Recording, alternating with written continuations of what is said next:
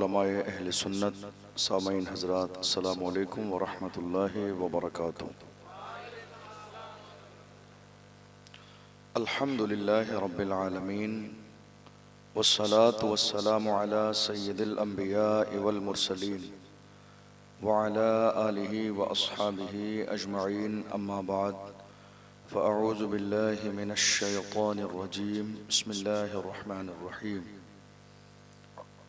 क़ाल अल्लाहु तबारक व तआला फ़िल क़ुरआनिल अज़ीम, या अय्युहल्लज़ीना आमनू क़ू अनफुसकुम व अहलीकुम नारा, सदक़ल्लाहुल अज़ीम। आइए हम और आप निहायत अक़ीदत और एहतराम के साथ अपने और सारी कायनात के मरकज़ अक़ीदत आमिना के लाल हज़रत मुहम्मद मुस्तफ़ा सल्लल्लाहु अलैहि वसल्लम की बारगाह मुक़द्दसा में दुरूद का नजराना पेश करें और पढ़ें बावाज़ बुलंद, अल्लाहुम्मा सल्लि अला सय्यदिना व मौलाना मुहम्मदिन मादनिल जूद वल करम व आलिहि व बारिक वसल्लिम सलातन व सलामन अलैका या रसूल अल्लाह सल्लल्लाहु तआला अलैहि वसल्लम। हज़रत ज़रा सा इसको ऊँचा कर दीजिए, थोड़ा सा ऊँचा। साउंड भी इस वक्त चलता नहीं है, थक जाता है। बस बस ठीक है, साउंड भी थक जाता है, मशीनरी भी थकती है ना, इस टाइम वो भी नहीं चलता है। दिल खोल के अल्लाह का लाख लाख शुक्र और उसका एहसान अजीम कि उसने हमें और आप सबको इस खूबसूरत महफिल में हाजिर होने का मौका अता फरमाया। अल्लाह की बारगाह में दुआ है, परवरदिगार आलम हमारी इस महफिल को कबूल फरमाए। मैं दिल की गहराइयों से नौजवानों को मुबारकबाद देता हूँ जिन्होंने कई महीने मुसलसल मेहनत के बाद इस खूबसूरत महफिल को सजाया। अल्लाह हमारे जवानों की कोशिशों को अपनी बारगाह में कबूल फरमाए और हमारे ये तमाम मिंबर पर बैठे हुए उलमा इकराम, शोरा इस्लाम जो इस महफिल की रौनक में इजाफ़ा कर रहे हैं, अल्लाह हमारे तमाम उलमा की उम्र में बरकतें अता फ़रमाए, इनका साया तादेर हमारे सरों पर कायम व दायम फरमाए। बहुत खूबसूरत महफिल है, लेकिन इसमें बस दुश्वारी वाली बात यही होती है जो आपके यहाँ का मिजाज है कि हमें ये प्रोग्राम 2 बजे 3 बजे तक चलाना है और ये उलमा हमेशा समझाते हैं, लेकिन आप लोगों ने ऐसी कसम खाई हुई है कि हर बात मानते हैं सिवाय इस बात के। ये बात कभी भी किसी भी कीमत पर आप मानते ही नहीं हैं। हालांकि ना भी माने तो आपकी अपनी मर्जी है, लेकिन समझदारी इसी बात में है कि मान लीजिए। आपको मालूम है, देखिए एक तकरीर हो चुकी है, आप ये मत सोचिएगा कि मैं ये बात गुस्से में कह रहा हूँ, क्योंकि ये मिंबर रसूल है, गुस्से की जगह नहीं है। समझ रहे हैं आप, इसका अपना एक मकाम है। मैंने देखा है जो लोग अपनी ज़ात के लिए इस मिंबर पर लड़ाई झगड़े और मामलात करते ना, जलील और रुस्वा होकर रह जाते हैं। मैं ये बात गुस्से में और नाराज़गी में नहीं कह रहा हूँ, चूँकि हमारी जिम्मेदारी है आपको समझाना, तो ये बात मैं मोहब्बत में कह रहा हूँ। देखिए एक बेहतरीन बयान हमारे मेहमान का हो चुका है और आम तौर पर चूँकि सब लोग, आज दिन में भी काम लोगों ने किया है और कल दिन में भी आप सबको काम करना है, तो नॉर्मल हमारा जिस्म जलसा सुनने की जो आज के ज़माने में ताकत रखता है वो बस 12:30-1 बजे तक। ये बात आप प्रैक्टिकल देखते हैं, समझ रहे हैं आप। अभी हजरत नात खानी कर रहे थे, मैंने उनको क्यों रोका, मैंने कहा हजरत रहने दीजिए, बहुत सारे लोग जा चुके हैं, चंद लोग हैं ये भी परेशान हो जाएंगे। समझ रहे हैं आप, क्योंकि हम स्टाफ के लोग हैं तो ये चीज़ हमारी जिम्मेदारी बनती है कि हम इस सिचुएशन को समझें, और नौजवानों ने मेहनत की है तो उनकी मेहनत भी कामयाब होना चाहिए, ज़ाय नहीं होना चाहिए। लेकिन अब मसला क्या है, आपने ये देखा जो पहली तकरीर हुई, क्या इतने ही लोग थे? बताइए आप, बताइए, बोल नहीं रहे हैं आप। अल्लाह अकबर। तो सही बात यह है कि इस पर थोड़ा सा गौर करें आप लोग, मतलब मोहब्बत के साथ मशवरा है आपसे, इस पर गौर कीजिए। कोशिश किया करें कि जलसे की टाइमिंग एलानिया तौर पर पोस्टर ही में डालिए कि ये जलसा 1 बजे 1:30 बजे तक मुकम्मल ख़त्म हो जाएगा, तो ज़्यादा लोग भी सुनने आएंगे, जिन्हें कल काम पे जाना है वो भी आ जाएंगे, उन्हें मालूम है कि 1 बजे ख़त्म हो जाएगा। ये जो हमने एक रविश बनाई हुई है ना कि हमें फजर तक ही चलाना है, आप यकीन जानिए मेरी तो कोई इतनी ज़्यादा हैसियत नहीं है, हमारे बड़े बड़े बुजुर्गान दीन ये बात पूरी ज़िंदगी कहते रहे। समझ रहे हैं आप? इस पर ज़रा सा गौर ज़रूर कीजिएगा। आने वाली साल में आपके जलसे में कोई कमी नहीं है, अल्हम्दुलिल्लाह। बेहतरीन आपने मेहमान नवाजी की है, बेहतरीन इंतज़ाम भी है, बड़ी मोहब्बत के साथ आप तमाम उलमा को समात भी कर रहे हैं। लेकिन क्या होता है ना, देखिए सर्दी की रात भी है, मौसम का तकाजा है, इंसानी जिस्म का भी तकाजा है, तो ये वक्त ऐसा हो जाता है कि फिर बहुत सारी बातें हमारे सर से गुजर के चली जाती हैं। अच्छी से अच्छी बात, कीमती से कीमती बात, कोशिश कीजिएगा इस जलसे को आने वाली साल में थोड़ा सा शॉर्ट कर दें। और ऐसा नहीं है कि हमारे पास वक्त नहीं है। अभी इशा तकरीबन आपके यहाँ मेरे ख्याल 7:15 बजे होती है, 7:15 बजे अजान होती है, 7:30 पे नमाज होती है, 8 बजे नमाज से फारिग हो जाते हैं। 8 बजे जलसा शुरू करेंगे तो 2 घंटे तक मतलब शोरा इस्लाम पढ़ लेंगे। 10 बजे भी पहले मुकर्रिर को बिठाएंगे, 1-1.25 घंटे की तकरीर होगी 11-11:15 बजे, और अगर दूसरा मुकर्रिर भी होता है 11:30 बजे उसको बिठाते हैं तो 12:30 बजे 1 बजे तक। तो मुझे लगता है कि इसको एडजस्ट किया जा सकता है। शायद मेरी ये बातें आपके दिल पर बहुत बोझ जो है लग रहा होगा, आपकी आदत के खिलाफ बातें हैं, लेकिन कोशिश कीजिएगा कि ज़रा सा इस पर गौर करें। देखिए जलसा कराने का मकसद क्या है, हम जलसा क्यों कराते हैं? हम जलसा, आप जाग रहे हैं सो रहे हैं? मेरे साथ बोलेंगे? मैंने क्या सवाल किया? हम जलसा क्यों कराते हैं, आप इस पर गौर कीजिए। अभी कफील अंबर साहब ने बहुत सारी अच्छी बातें कही, बड़ा अच्छा लगा सुन के, क्योंकि मैं भी इसी मिजाज का आदमी हूं। हम अपना मिजाज ये नहीं, अपना मिजाज क्या है? 2 रंगी छोड़ दे एक रंग हो जा, 2 रंगी छोड़ दे एक रंग हो जा, सरासर मोम या फिर संग हो जा। तो जो हक बात है हम लोग उसे बोलने का मिजाज रखते हैं। कई बार बहुत सारे लोग इस तरह के होते हैं, वो सोचते हैं यार हमने ये बात अगर कह दी कमेटी वालों को अच्छा नहीं लगेगा, हमें दोबारा से नहीं बुलाएंगे। अपना मिजाज ये है, रिस्क देने वाली जात मेरे रब की है, कमेटी रिस्क नहीं देती है, रिस्क देने वाली जात रब की है। उलमा को जो अल्लाह ने मकाम इस कुर्सी पर बैठने का दिया है वो हक बोलने के लिए दिया है, किसी की खुशामद के लिए नहीं दिया है। और इससे बड़ी बात यह है कि हम इमाम अहमद रजा के गुलाम हैं। इमाम अहमद रजा ने हमें हक बोलने का मिजाज दिया है। जिस जमाने में इमाम अहमद रजा से कहा गया नानपारा के नवाब की तारीफ कर दें तो जलाल में आ गए, इरशाद फरमाया अहमद रजा दुनियादार की नहीं तारीफ करेगा तो मदीने के ताजदार की तारीफ करेगा, अहमद मुख्तार की तारीफ करेगा। और जब तारीफ की तो क्या कहा? वो कमाल हुस्न हुजूर है कि गुमाने नक्शे जहां नहीं, यही फूल खार से दूर है, यही शम्मा है कि धुआं नहीं। फुसहा अरब के बड़े बड़े तेरे आगे यूं है दबे लचे, कोई जाने मुंह में ज़बान नहीं, नहीं बल्कि जिस्म में जान नहीं। करूं तेरे नाम पे जां फिदा, न बस एक जां तो जहां फिदा, तो जहां से भी नहीं जी भरा, करूं क्या करोड़ों जहां नहीं। करूं मदहे अहले तो वल रजा, पड़े इस बला में मेरी बला, मैं गदा हूं अपने करीब का मेरा दीन पारे।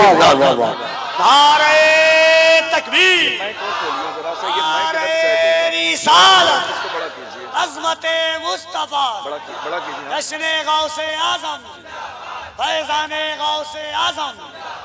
वाह वाह वाह, सुभान अल्लाह। अब ठीक है, करूं तेरे नाम पे जा फिदा, नहीं ठीक है, न बस एक जा दो जहां फिदा, दो जहां से भी नहीं जी भरा। तो मेरी बातें आपको समझ आ रही हैं? परेशान तो नहीं है? ये तो नहीं सोच रहे हमने इन्हें राजस्थान से सिर्फ डांटने के लिए बुलाया। मैं डांट नहीं रहा हूं, आप मेरे अपने हैं, आप मेरे अजीज हैं।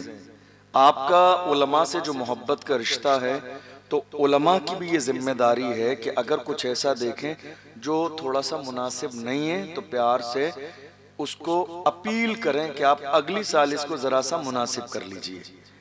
सवाल क्या था? हम जलसा क्यों कराते हैं?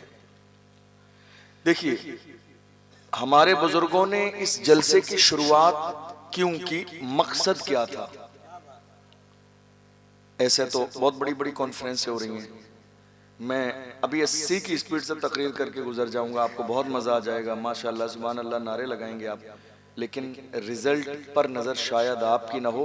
पर मेरा मिजाज ये है कि मैं रिजल्ट पर नजर रखता हूं कि आप आए हैं, आपने इतने पैसे खर्च किए हैं, तो आपको हासिल क्या हुआ। हमारे बुजुर्गों ने जलसे की शुरुआत की, उन्होंने ये देखा कि हमारी कौम के जो जवान हैं, जो बुजुर्ग हैं, वो अपनी कारोबारी लाइफ में, फैमिली लाइफ में इतने बिजी हैं कि उन्हें दीन की ज़रूरी बातें सीखने का वक्त नहीं मिलता है। तो जो छोटे बच्चे हैं वो तो मदरसे चले जाते हैं पढ़ने के लिए, लेकिन जो बड़े जवान हैं, बुजुर्ग हैं, उन्हें मदरसे में आने का और दीन सीखने का मौका नहीं मिलता है। तो उन्होंने महीने में, 2 महीने में एक रात का मदरसा लगाया जलसे की शक्ल में। क्या किया? एक रात का मदरसा।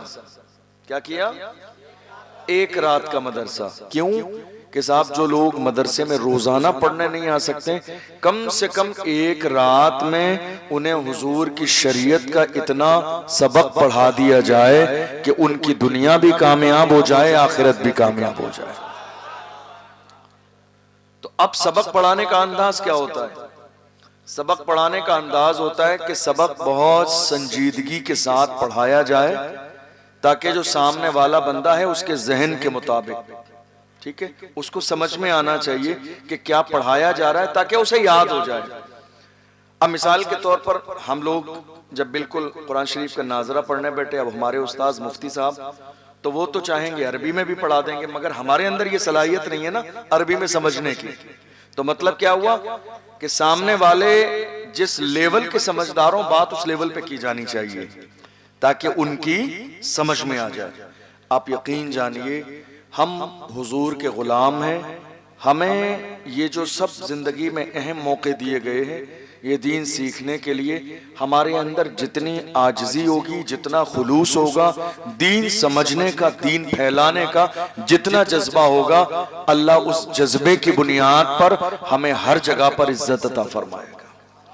याद रखिएगा, बुखारी शरीफ की हदीस है, हुजूर ने फरमाया, इन्नल्लाह ला यंजुरु इला सुवरिकुम वला इला अजसामिकुम वलाकिन्नल्लाह यंजुरु इला कुलूबिकुम। मेरे आका ने फरमाया, अल्लाह न तुम्हारे चेहरों को देखता है, न तुम्हारे जिस्मों को देखता है, अल्लाह की नजर तो तुम्हारे दिल पे रहती है। मैं ये जो बात कह रहा हूं ना आपसे तारीफ के लिए कह रहा हूं, मैं ये बात दिल से कह रहा हूं, क्योंकि मैं चाहता हूं कि आप दीन सीख जाएं, आपकी आने वाली नस्लों में दीन चला जाए, आपकी आने वाली नस्लें सही माना में मोहम्मद अरबी की गुलाम बन जाएं। आपसे एक छोटा सा सवाल है, हम और आप आज मिलकर नारा लगा रहे हैं, लब्बैक या रसूल अल्लाह। आपने कभी इसके तर्जमे पर गौर किया?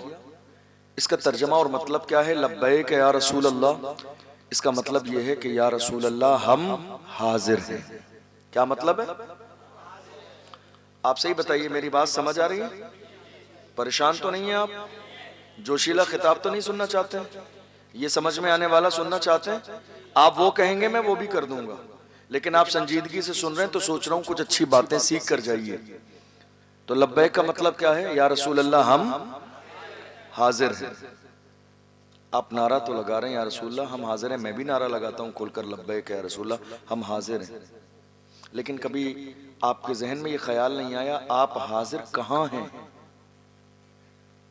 या रसूल अल्लाह हम हाजिर हैं, आप नारा लगा रहे हैं या रसूल अल्लाह हम हाजिर हैं। कभी ख्याल आया कि हम नारा लगा रहे हैं या रसूलल्लाह हम हाजिर हैं। कहाँ हाजिर हो आप? मस्जिद में तो नहीं हूं, मदरसे में तो नहीं हूं।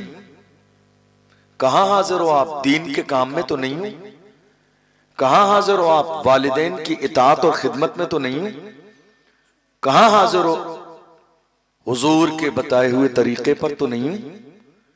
हुजूर के हुक्म पर अमल करते हुए तो नजर नहीं आ रहे हो आप। फिर ये नारा या रसूलल्लाह हम हाजिर हैं, ऐसा तो नहीं कि हम बस नारा दिखावे के लिए लगा रहे हैं, या रसूलल्लाह लब्बैक या रसूलल्लाह हम हाजिर हैं, लेकिन प्रैक्टिकल तौर पर हम उस किसी भी जगह हाजिर नहीं हैं जहां ईमान वाले को हाजिर होना चाहिए। आपको समझ आई ये बात? सबको समझ आई आगे से पीछे तक? या रसूलल्लाह हम हाजिर हैं। कहां हाजिर हैं हम? मस्जिद में नहीं। डॉक्टर इकबाल ने क्या कहा? वाइज़े कौम की वो पुख्ता ख्याली न रही, बर्क तबाई न रही, शोला मकाली न रही, रह गई रस्म अज़ां रूह बिलाली न रही, फलसफा रह गया तलकीन गजाली न रही, मस्जिदें मरसिया खाहें के नमाजी न रहे, यानी वो साहिबे औसाफ हिजाजी न रहे, मस्जिद तो बना ली शब भर में ईमा के हरारत वालों ने, मन अपना पुराना पापी था बरसों में नमाजी बन न सका। हम कहां हाजिर हैं आज? न मस्जिद में, न दीन के लिए, न दुनिया के लिए, न इस्लाम के लिए, न तालीमाते कुरान के लिए, न रसूलुल्लाह के अहकाम पर। आपको एक बात बताऊं, आप मेरी बात से एग्री करेंगे, मुत्तफिक होंगे। हम नारा लगा रहे हैं इस्लाम जिंदाबाद। इस्लाम तो जिंदाबाद था और रहेगा, लेकिन मुझे एक बात बताइए, आप सोचिएगा जरूर, आज नहीं तो कल जरा बैठकर सोचिएगा मेरी बात। इस्लाम आज सिर्फ हमारी जबानों पर है, हमारी जिंदगी में इस्लाम कहां है? बताइए आप। इस्लाम सिर्फ हमारी जबानों पर है। आज हम जबान से नारा लगा रहे हैं इस्लाम जिंदाबाद, इस्लाम हमारी जिंदगी में कहां है? अगर इस्लाम हमारी जिंदगी में होता तो मेरी कौम का एक जवान भी बेनमाजी नहीं होता। अगर इस्लाम हमारी जिंदगी में होता तो मेरी कौम के 17 साल के जवानों के हाथ में शराब के प्याले नहीं होते। अगर इस्लाम हमारी जिंदगी में होता तो मेरी कौम के जवान जिना के अड्डे पर मौजूद नहीं होते। अगर इस्लाम हमारी जिंदगी में शामिल होता तो हमारे जवानों के हाथ में ताश के पत्ते नहीं होते। अगर इस्लाम हमारी जिंदगी में शामिल होता तो हमारी कौम सूद का कारोबार नहीं करती। अगर इस्लाम हमारी जिंदगी में शामिल होता तो जो माँ बाप औलाद की वजह से, सताने की वजह से रो रहे हैं, परेशान है, वो नौबत कभी हमारे घर में नहीं आती। इस्लाम सिर्फ हमारी जबान पर रह गया, इस्लाम हमारी जिंदगियों में नहीं है आज। क्या कहते हैं आप? क्या ये बात सच है या नहीं? क्या इस्लाम हमारी जिंदगी में आज है? देख लीजिए, आप सुबह के उठने से शाम के सोने तक सिर्फ एक दिन का जायजा लीजिए। मैं बहुत लंबी बात नहीं करूंगा और ऐसी बात भी नहीं करूंगा जो आपके सर से गुजर जाए। आप सुबह फजर में उठ रहे हैं और सो रहे हैं बिस्तर पर, उठने से सोने तक आप गौर कीजिए, आप उठते कब हैं? आप कह रहे हैं अल्हम्दुलिल्लाह मैं मुसलमान हूं, अल्लाह का शुक्र है, लेकिन गौर कीजिए ये जुमला आपकी जबान पर है क्या? आपकी जिंदगी में भी शामिल है? किस वक्त उठ रहे हैं आप? किस वक्त? शिकायत आपको यह है किसी ने कुछ करा दिया है, मेरा कारोबार बंदिश करा दी है किसी बाबा से, मेरा रिस्क बंधवा दिया है, कारोबार नहीं चलता, पैसा नहीं है, दौलत नहीं है, माल नहीं है, परेशानियां मेरी जिंदगी में, कुछ नहीं मिलता है। क्यों नहीं मिलता है? किसी बाबा की इतनी औकात नहीं है जो तुम्हारा रिस्क रोक दे। रिस्क देने वाली जात मेरे रब की है, रिस्क देने वाली जात परवरदिगार की है। समझिए ओरिजिनल इस्लाम क्या है, समझिए ओरिजिनल दीन क्या है। बाहर आइए इस अंधविश्वास से कि बाबा ने हमारा रिस्क रोक दिया है। रिस्क देने वाली जात भी रब की है और रिस्क रोकने वाली जात भी रब की है। तुमने रिस्क लेने वाला काम किया ही नहीं। पैगंबर सादिक मसदूक ने फरमाया, जिस घर में फजर के वक्त में नापाक मर्द और नापाक औरत सो रहे हो, फजर में जागे नहीं और जाकर गुस्ल न करें, सोते रहे और फजर का वक्त गुजर जाए, वहां रहमत वाले फरिश्ते नहीं आते। गौर करो आप, कहाँ हो, ये बाबा वाला मसला नहीं है, ये सिर्फ तुम्हारे काम है। आप कह रहे हो किसी ने कुछ करा दिया है, किसी ने कुछ नहीं कराया, ये तुम्हारे बुरे अमाल है जिसकी बुनियाद पर एक एक लुकमे के लिए तरस रहे हैं। ये हमारे अमाल है जिसकी बुनियाद पर हम परेशानी के दौर से गुजर रहे हैं। आप सुबह से लेकर देख लीजिए, आपकी एक दिन की जिंदगी पर गौर कीजिए। मैं बहुत ज्यादा बड़ी बात नहीं कहता। आप सुबह कब उठ रहे हैं? 10 बजे। जोहर का वक्त आया, आप जिस शॉप पर काम करते हैं आपने कभी बंद की नमाज जोहर के लिए? कभी ऐसा नहीं हुआ। आपने बंद की शादी के लिए, बंद की वलीमे के लिए शॉप बंद हुई आपकी, अकीके के लिए बंद हुई, जनाजे के लिए बंद हुई, शोर शराबे में किसी भी मौके पर बंद हुई, शादी के लिए बंद। क्यों नहीं जाएंगे? रिश्तेदार बुरा मान जाएगा। वलीमे के लिए आपने अपनी दुकान, अपनी शॉप बंद की, नहीं जाएंगे, रिश्तेदार बुरा मान जाएगा। आपने जनाजे के लिए दुकान बंद की, नहीं जाएंगे, रिश्तेदार बुरा मान जाएगा। मुझे जरा दिल पे हाथ रख के बताओ, तुमने जोहर की नमाज के लिए क्या जिंदगी में एक बार भी अपनी दुकान बंद की? क्या तुम्हें ख्याल आया खुदा का बुलावा है, अगर उसके बुलावे पे नहीं जाएंगे मेरा रब बुरा मान जाएगा, मेरा रब नाराज हो जाएगा? जिस दिल में अगर एक बार भी जिंदगी में ये एहसास शामिल न हो, समझ लो इस्लाम उसकी जबान पर है, इस्लाम उसकी जिंदगी में बाकी नहीं है। कहां है हम? एक दिन की जिंदगी पर आप गौर कर लीजिए, एक दिन की जिंदगी पर हम मोमिन हैं। इस्लाम कहां है हमारी जिंदगी में?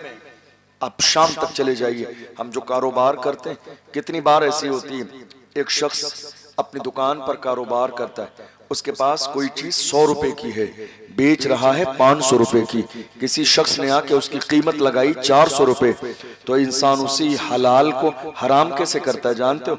वो कहते हैं अल्लाह की कसम खा के कहता हूं 400 रुपए तो मेरी खरीद नहीं है। समझ रहे हैं इस बात को? तुमने हलाल को हराम कर लिया, ये तुम्हारा सुबह से शाम तक की जिंदगी है। 400 की चीज नहीं थी, वो थी 100 की, बेच रहे थे 500 की, उसने 400 लगाए, तो तुमने क्या कहना था? नहीं साहब मेरा दिल नहीं है, मेरा नहीं पड़ता पड़ता है, मैं नहीं बेचता। आपने क्या कहा? 400 रुपए की तो मैं कसम खा के कहता हूं मेरी खरीद भी नहीं है। तुमने अल्लाह की झूठी कसम खाई, तुम्हें अंदाजा भी नहीं है। तुम क्या सोच रहे हो 100 रुपए तुम्हें ज्यादा मिल जाएंगे तो जिंदगी गुजर जाएगी? नहीं मेरे अजीजों, जिंदगी 100 रुपए से नहीं, रब की रहमत से गुजरती है, उसकी इनायतों से गुजरती है। वो जब करम फरमाने पे आता है, तुमने देखा नहीं कितना करीम है वो परवरदिगार, कितना रहीम है वो परवरदिगार। उसकी शान तो ये है कि समंदर की मछलियों को भी बगैर बिजनेस के रिस्क अता फरमाता है। तुमने गौर किया कभी? समंदर की एक व्हील मछली को देख लो, कौन टलो खाना खाती है रोजाना, मगर ये सिर्फ रब का करम है कि बगैर कारोबार के अल्लाह समंदर में भी मछलियों को रिस्क अता फरमाता है कोई उनका कारोबार? है कोई उनका बिजनेस? नहीं, मगर अल्लाह रिस्क देता है।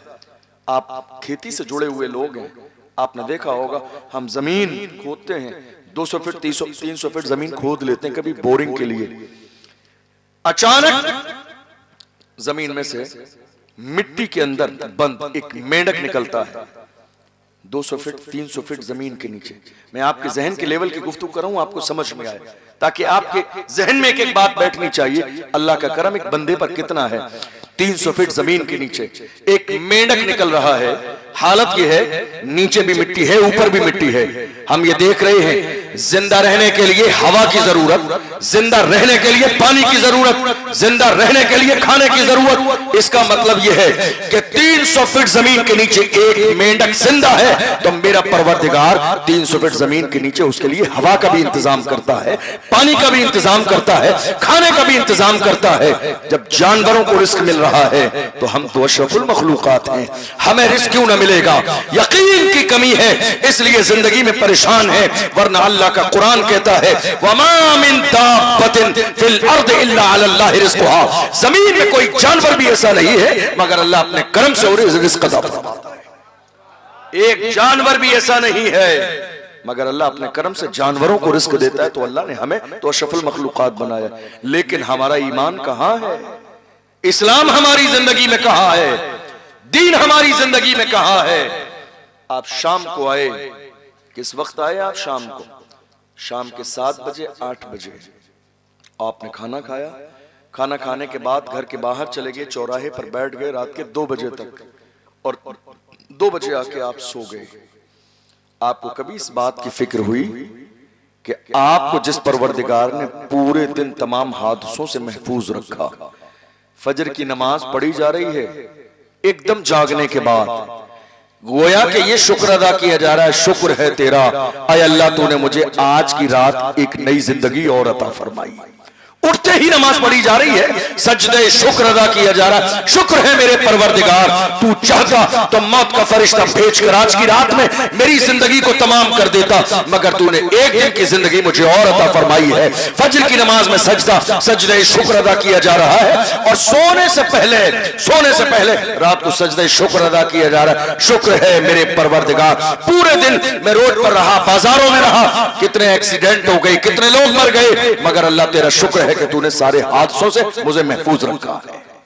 तुमने सजदे शुक्र अदा नहीं किया, तुमने पेशानी नहीं झुकाई, तुमने रब को राजी नहीं किया, तुमने कभी एहसास गुनाह नहीं किया, तुमने कभी अल्लाह के सामने अपने गुनाहों पे शर्मिंदा ना हुए। तुम जानते हो कितना करीम है वो परवरदिगार। सादिक मसदूक पैगंबर ने इरशाद फरमाया, मेरे आका फरमाते हैं अन्नदामतु तौबा, गुनाह पे शर्मिंदा हो जाना ही तौबा है। देखो उसकी मेहरबानी, अगर गुनाह हो जाए तो तुम गुनाह पे शर्मिंदा हो जाओ, अल्लाह गुनाह को माफ करने वाला है। दूसरे मकाम पर मेरे आका ने फरमाया अत्ताइबु मिनज़्ज़म्बि कमन ला ज़म्ब ला, गुनाहों से तौबा करने वाला बंदा जब वो गुनाह से तौबा कर लेता है तो वो ऐसा ही गुनाह से पाक हो जाता है गोया कि उसने गुनाह किया ही नहीं है।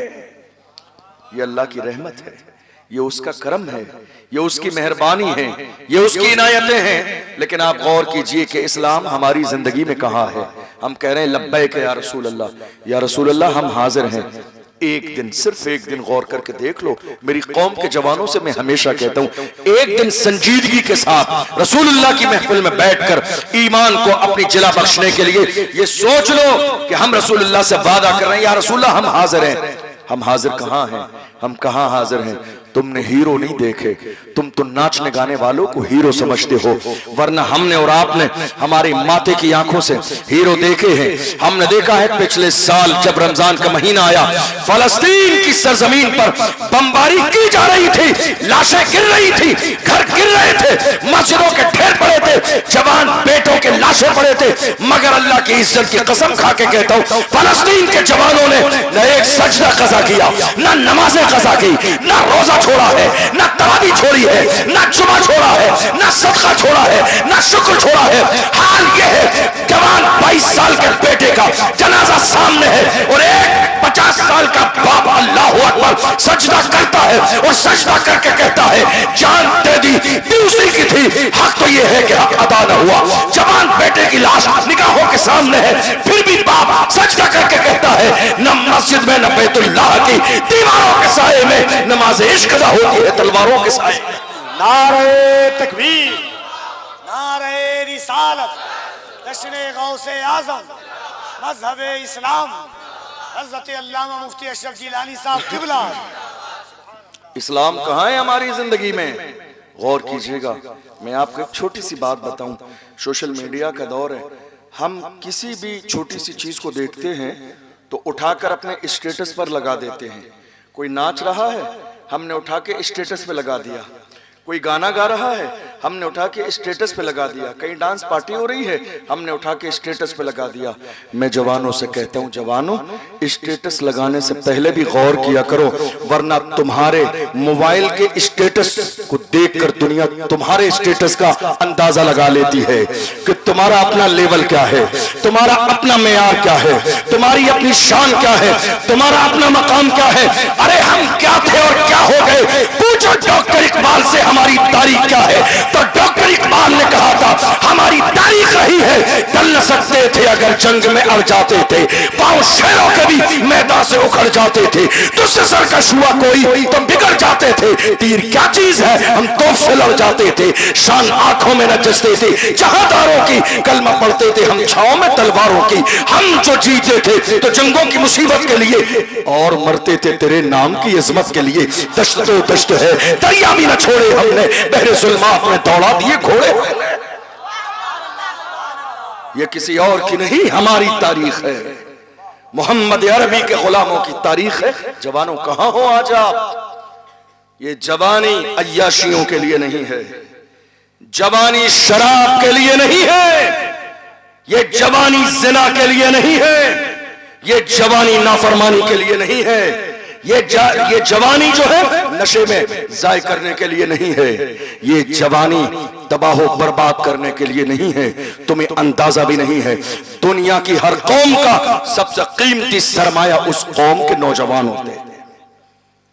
सबसे कीमती सरमाया, सबसे बड़ी दौलत दुनिया की हर कौम के उस कौम के जवान होते हैं।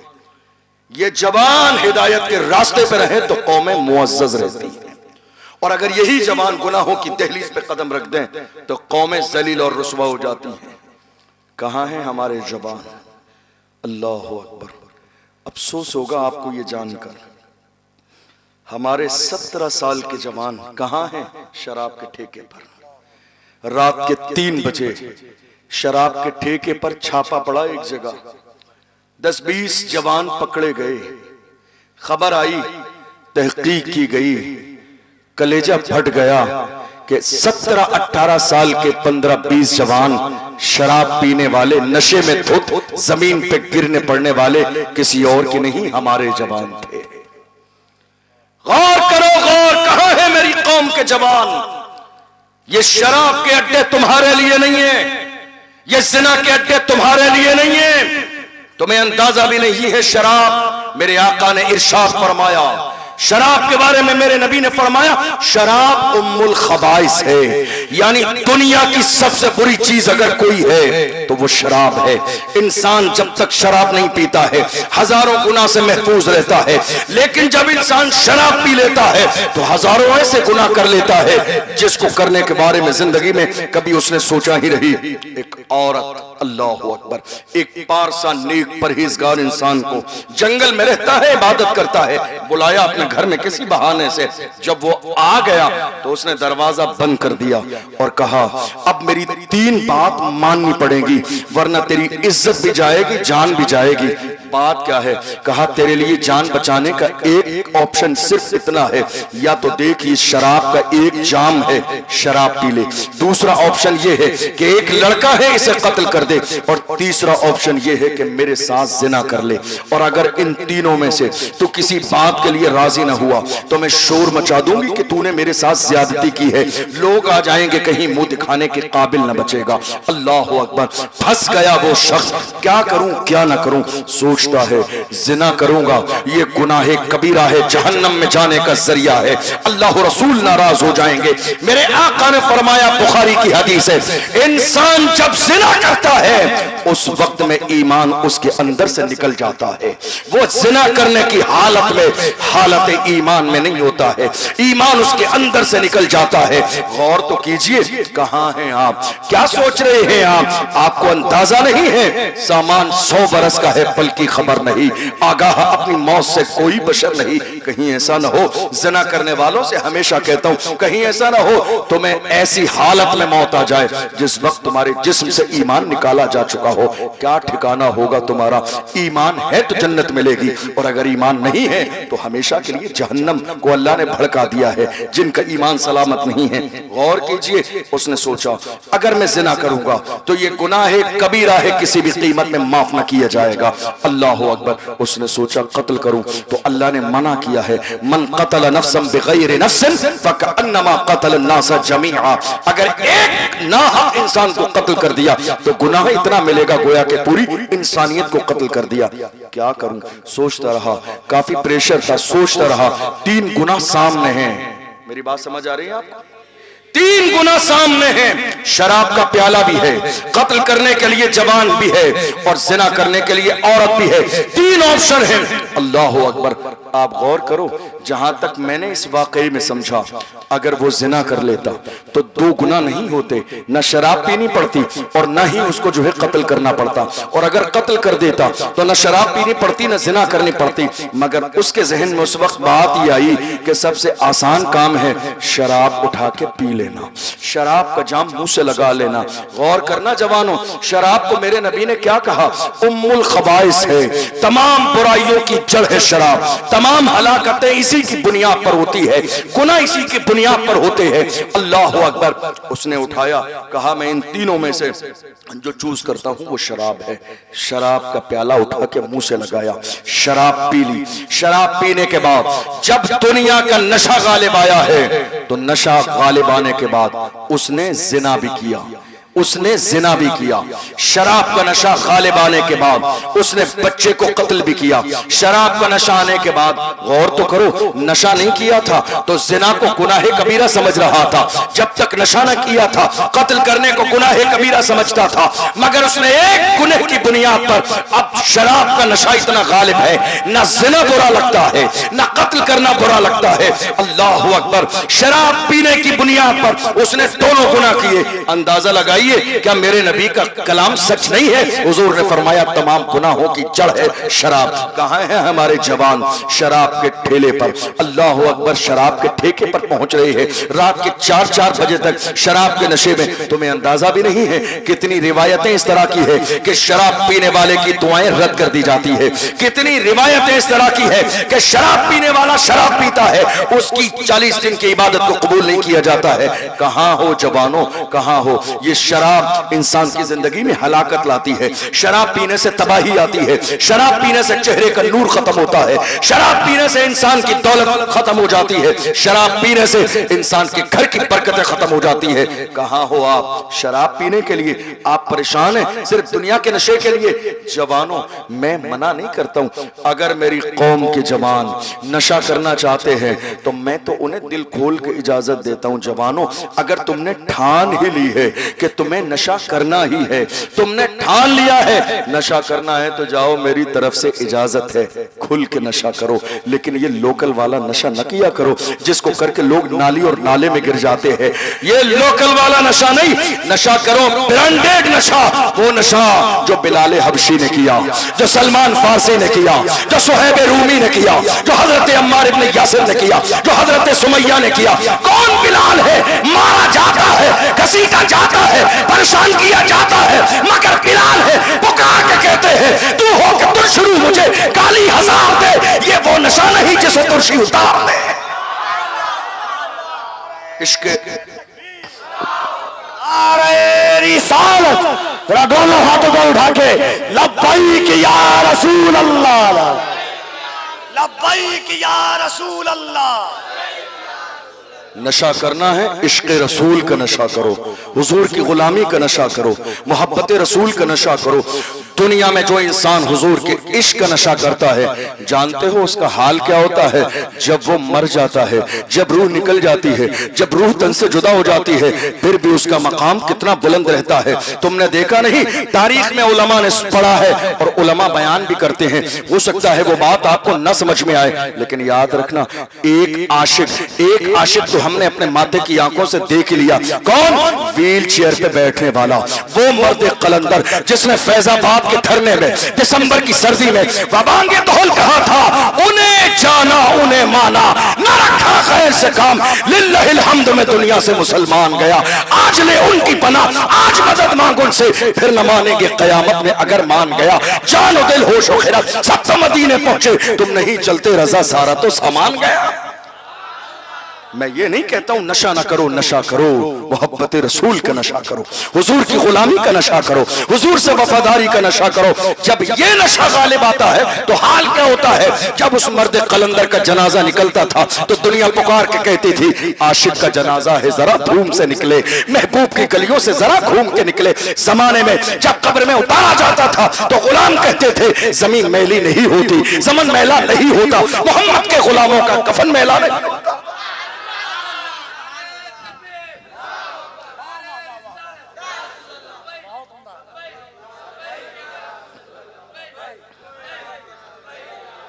नशा नहीं जवानों, बाज आ जाओ इस नशे से। ये हलाकत का जरिया है, ये तबाही का जरिया है, ये बुराई का जरिया है। हमने किसी भी नशा करने वाले को समाज में मुअज्जज नहीं देखा। आप कहते हो आदत पड़ गई है, छूटेगी कैसे? आदत पड़ी है, छूटेगी कैसे? मेरे इस जुमले को दिल के कानों से सुन के चाहिए। तुम हुजूर की मोहब्बत का नारा लगाते हो तो हुजूर के गुलामों ने एक बुरी आदत नहीं, हुजूर की मोहब्बत में तो दुनिया छोड़ दी है। तुम कहां एक बुरी आदत की बात कहते हो?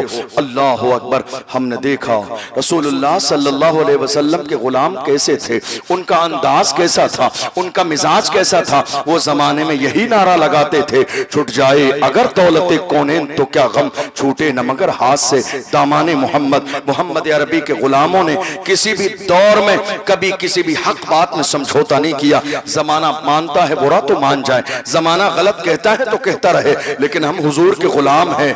जो हक है, जो सच है, माना भी उसी को जाएगा, कबूल भी उसी को किया जाएगा। आप कहते हैं साहब आदत पड़ गई है, छूटती नहीं है, क्या करें क्या ना करें? याद रखिएगा, अगर ईमान सलामत है, अगर हुजूर की मोहब्बत दिल में है, तो बड़े से बड़ा गुनाह एक लम्हे में छोड़ देंगे, सिर्फ ये सुनकर कि मेरे आका को पसंद नहीं है। थोड़ी सी आवाज बढ़ाइए इसकी। मेरे आका को पसंद नहीं है। एक हदीस में है, एक साहब सोने की अंगूठी पहनकर आ गए। एक साहब सोने की अंगूठी पहनकर हुजूर की बारगाह में आए। अब हालत ये हुई कि मर्द के लिए सोना पहनना जायज नहीं है। ये मसला मालूम है आपको? मर्द के लिए ना वो जंजीर पहन सकता है, ना वो हाथों में एक अंगूठी जायज है बस। हमारे यहाँ हो क्या रहा है मालूम है? जिन पीर साहब के हाथों में 10 अंगूठियां हैं, वो हमारी कौम कहती है बहुत पहुंचे हुए हैं, बहुत पहुंचे हुए हैं, जहन्नम तक पहुंचे हुए हैं। समझ रहे हैं आप? याद रखिएगा, तरीकत पीरी मुरीदी का दारो मदार शरीयत है। जो शरीयत का वफादार न हो वो पीर न है, न पीर बनने के काबिल है।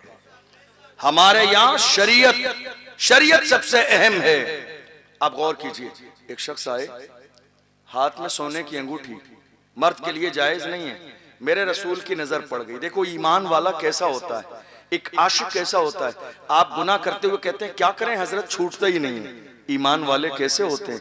अल्लाह के महबूब की नजर पड़ी, हुजूर ने फरमाया क्या बात है, जहन्नम की आग को हाथ में लिए घूमते हो, मर्दों के लिए जायज नहीं है। मेरे आका ने नाराजगी का इजहार फरमाया। वो अंगूठी उतार कर वहीं मजमे में फेंक दी गई। जब वो महफिल मुकम्मल हुई, अल्लाह के महबूब हुजरे आयशा सिद्दीक़ा रज़ियल्लाहु अन्हा की तरफ तशरीफ ले गए। लोग भी जाने लगे, जिनकी अंगूठी निकाली गई थी वो भी जाने लगे। सहाबा ने कहा तुम्हारे लिए जायज नहीं है, तुम्हारे घर में औरतें हैं, लेके जाओ, उनके काम आ जाएगी। अब जो सुनो ईमान वाले का जुमला क्या होता है। उन्होंने कहा अल्लाह की इज्जत की कसम, जो चीज मेरे नबी को पसंद नहीं है, जो चीज मेरे रसूल को पसंद नहीं, जो चीज मेरे आका को पसंद नहीं, उसको लेना तो बड़ी बात है, उसकी तरफ देखना भी मेरी मोहब्बत को गवारा नहीं है। वो चीज उठाना तो बड़ी बात है, उसकी तरफ देखना भी मेरी मोहब्बत को गवारा नहीं है। कौन थे ये ईमान वाले? कौन थे ये आशिक रसूल? कौन थे ये वफादार रसूल? कौन थे ये जिन्होंने लब्बैक का नारा लगाया था तो उस नारे पर कायम थे? हम नारा लगा रहे हैं लब्बैक या रसूलल्लाह, नहीं छोड़ेंगे। हमारे यहाँ मालूम है क्या होता है? हमारे यहाँ अगर जुमे के दिन इमाम साहब, मुझे नहीं मालूम आपके यहाँ के हालात क्या हैं, आप ये मत कहिएगा इमाम साहब ने कुछ सिखा दिया होगा। इमाम साहब शरीफ आदमी है, मेरी कोई ऐसी मुलाकात भी नहीं सलाम दुआ के अलावा, लेकिन मुल्क का हाल ऐसा है। अगर कोई भी आलिम दीन मस्जिद का इमाम कौम में किसी बुराई को, जैसे ढोल बाजे हैं आज है या नहीं, हमारे यहाँ शादियों में ढोल बाजे डीजे, अगर कोई आलिम दीन जुमे में तकरीर कर दे, तो अगर जिसके यहाँ ढोल बाजे डीजे बजे हैं थोड़ा सा दौलतमंद इंसान है, तो वो अपनी दौलत के नशे में इतना चूर रहता है कि कमेटी को कहता है जितने भी पैसे लगेंगे मैं खर्च करूंगा, इस इमाम को बदलो, इस इमाम को बदलो, दूसरा इमाम लाओ। खुदा के बंदे कुछ तो शर्म कर, कुछ तो लिहाज कर। ये जिस दौलत पे तू इतराता है, खुदा देना भी जानता है, एक लम्हे से पहले वापस लेना भी जानता है। ए दौलत पे इतराने वाले, दौलत पे इतना मत, कारून का खजाना खत्म हो गया, बाकी नहीं रहा। शद्दाद की जन्नत बाकी नहीं रही, हामान का पावर बाकी नहीं रहा, अबू जहल का रोबो दबदबा बाकी नहीं रहा। जिन्होंने जितना ज्यादा गुरूर किया है वो उतना ज्यादा जलील हुए, वो उतना ज्यादा रुस्वे हुए। देख ले रुस्तम जैसे पहलवान जिन्होंने अपनी ताकत पे नाज था, जाके कब्र में देख लो जिस्म की हड्डियां भी सलामत नहीं है। कितने बड़े बड़े सूरमा आए जिन्हें दौलत में नाज था, जिस्म को कीड़ों ने खा लिया, उनकी कोई औकात और कोई हैसियत बाकी नहीं है। याद रखना, इलाज ये नहीं है इमाम को बदल दो, बदलना तो उस गलती को था जो गलती आप कर रहे थे। इमाम को नहीं बदलना था, उस गलत रवैये को बदलना था जो तुम्हारा रवैया शरीयत के खिलाफ, जो तुम्हारा रवैया दीन के खिलाफ, जो तुम्हारा रवैया इस्लाम के खिलाफ। और बहुत सारे लोग हमारे समाज में ऐसे भी हैं, देखा हाँ कोई बासर मालदार आदमी है। भैया बात समझ आ रही है आप लोगों के? नहीं आ रही है? समझ में आ रही है? आपकी पंचायत चल रही है, बीच में बैठे थोड़ा सुन लीजिए आप। बात समझ में आ रही है तो बोलिए सुभान अल्लाह। मैं इस वक्त तकरीर कर रहा हूं कि मैं इस वक्त आमतौर पे तकरीर करने का आदी नहीं हूं और ये वक्त है भी नहीं, लेकिन बोल रहा हूं, थोड़ी देर सुन लीजिए तवज्जो से। हमारा हाल ये कि अगर बुराई करने वाला, गुनाह करने वाला कोई बासर आदमी है तो हम में से बहुत सारे लोग उसकी हाँ में हाँ मिलाने लग जाएंगे। गलत को गलत नहीं कहेंगे, क्या कहेंगे? अरे नहीं इमाम साहब को ऐसा नहीं कहना चाहिए था, खामोशी से कह देते, जुमे में बयान नहीं करना चाहिए था उनके खिलाफ। कोई आलिम किसी के खिलाफ जुमे में बयान नहीं करता है। अगर तुम्हारे दिल में ये बात है कि आलिम किसी पर्सनल बंदे को मिंबर पे बैठ के टारगेट करता है, गलत बात है, दिमाग से निकाल दीजिए। एक आलिम मिंबर पे बैठ के अपने बाप दादा का नहीं, रसूल पाक का फरमान सुनाता है। ये हमारे सहन की गलत फहमी है कि हमने उसको अपने ऊपर ले लिया, और अगर किसी ने नहीं लिया तो दूसरे मोहल्ले वाले कहते हैं देखा आज हजरत ने तेरे खिलाफ तकरीर की, जुमे में पूरी तकरीर तेरे ऊपर कर दी। अरे नादान इंसान, हजरत को क्या पड़ी है तेरे ऊपर तकरीर करने की? एक आलिम कुरान का पैगाम सुनाता है, एक आलिम दीन का पैगाम सुनाता है। मस्जिद में हम पढ़ा लिखा इमाम क्यों लाते हैं? ताकि हमें कुरान की तालीम दे, ताकि हमें हदीस की तालीम दे। अगर हक बोलने वाला इमाम नहीं चाहिए तो मस्जिद में इमाम की जरूरत ही नहीं है। कोई भी बाशरा आदमी नमाज रोजा जानने वाला नमाज पढ़ा दे, मगर पढ़ा लिखा इमाम काबिल आलिम दीन क्यों लाते हैं? ताकि वो हमें शरीयत का मसला सिखाए, दीन का मसला सिखाए, कुरान का पैगाम सिखाए, हमारी आने वाली नस्लों को इमाम अहमद रजा का गुलाम बनाए, बुजुर्गों का गुलाम बनाए। हम इसीलिए पढ़ा लिखा इमाम लाते हैं, और जब वो हक बोलता है तो वो हक बात हमसे गवारा नहीं होती है। थोड़े से जमाने के बाद फिर बुराई करने वाले वही होते हैं जो साथ रहने वाले होते हैं, गीबत करने वाले वही हैं। हर शख्स क्या चाहता है? हजरत हमारी हिमायत करें, इमाम साहब मिंबर पे हमारा नाम लेके तारीफ कर दें। याद रखिएगा, ये मिंबर किसी कमेटी, सदर, सेक्रेटरी, खजांची की तारीफ के लिए नहीं, अल्लाह और रसूल के जिक्र के लिए है। मिजाज ये मत बनाइए मेरा नाम हो, मिजाज ये मत बनाइए मेरे बाप दादा का नाम हो। आपने इस जलसे को कराने के लिए अगर 50,000 रुपए भी दिए हैं तो एहसान नहीं है, एहसान उस परवरदिगार का है कि उसने तुमसे ये कबूल कर लिया है। वरना वो चाहता है तो मच्छरों से काम ले लेता है, वो चाहता है तो जानवरों से काम ले लेता है। एहसान हमारा नहीं, एहसान परवरदिगार का है कि उसने हमारी दौलत को अल्लाह ने अपने दीन के लिए कबूल कर लिया है। ये एहसान परवरदिगार का है मेरे अजीजों। नहीं किसी ने मस्जिद में, हमारे यहाँ हो क्या रहा है, जिसने मस्जिद में, मस्जिद की तामीर में, मस्जिद के मीनार में, मस्जिद के साउंड में, मस्जिद के डेकोरेशन में 50,000 रुपए दे दिए। हालत क्या होती है? अब वही शख्स मूंछ तान के मस्जिद के अंदर साहिब हैसियत हो जाता है, किसी को बोलने नहीं देगा। नमाज के वक्त में किसी ने 10 मिनट पंखा ज्यादा चला दिया, वो आके बंद कर देगा, 4 उल्टी बातें सुनाएगा। तुम्हारे बाप का है बिल देते हो तुमने इतनी? यार खुदा के बंदो, ये गुरूर क्यों है, ये तकब्बुर क्यों है? तुमने मस्जिद में 50 नहीं, 50,000 नहीं, 50 लाख की भी अगर रसीद कटाई है तो याद रखना तुमने ये वक्त कर दिया है, तुमने अल्लाह के दीन के लिए दिया है, लोगों पे एहसान नहीं किया है, अल्लाह के दीन के लिए दिया है। एहसान जताने का मिजाज रहेगा तो कबूल ही नहीं किया जाएगा, एहसान जताने की आदत रहेगी तो कबूल नहीं किया जाएगा। तुमने खुदा के लिए दिया है, और एहसान क्या है? तुम्हें खुदा ने 2 करोड़ का मालिक बनाया तब तुमने 50 लाख दिया है। तुमने कौन सा एहसान किया है? तुमसे पहले तुम्हें 2 करोड़ का आदमी बना के खुदा ने एहसान किया। इसलिए जो खुदा की राह में दे दिया, इसका यह मतलब हरगिज नहीं होता है कि आप मस्जिद के मालिक बन गए, आपका मस्जिद में खास पावर रहेगा। नहीं मेरे अजीजों, जो इंसान अल्लाह के घर में देने के बाद ये समझे कि मेरा खास पावर है, मेरा कहना माना जाए, उसका दिया हुआ अल्लाह की बारगाह में कबूल ही नहीं होगा। रब की रजा के लिए दीजिए, 1 रुपया दें या 1 लाख दें, रब की रजा के लिए दीजिए। मैं अर्ज कर रहा था, आज हमारे समाज में फैली हुई बुराई को अगर हमारे उलमा रोकने की कोशिश करते हैं तो होता क्या है? हर चौराहे पर इमाम साहब का जिक्र, हर चौराहे पर इमाम साहब का जिक्र, चाय के होटल पर इमाम साहब का जिक्र, हर गली में इमाम साहब का जिक्र, हर मोहल्ले में इमाम साहब का जिक्र। और प्लानिंग ये की जाती है, कुछ लोग हाथ पैर धो के नहीं, पूरा गुस्ल करके पीछे पड़ जाते हैं कि इमाम साहब की कोई गलती मिले और उसी बुनियाद पर तमाशा बना के इन्हें जलील करके निकाला जाए। याद रखना, एक आलिम को अगर आप अपने मोहल्ले से किसी भी साजिश के तहत उसको जलील करके निकालते भी हैं तो याद रखना, अब आपने हमेशा के लिए, कयामत तक के लिए और मरने के बाद तक के लिए आपने अपने लिए जिल्लत खरीद ली है।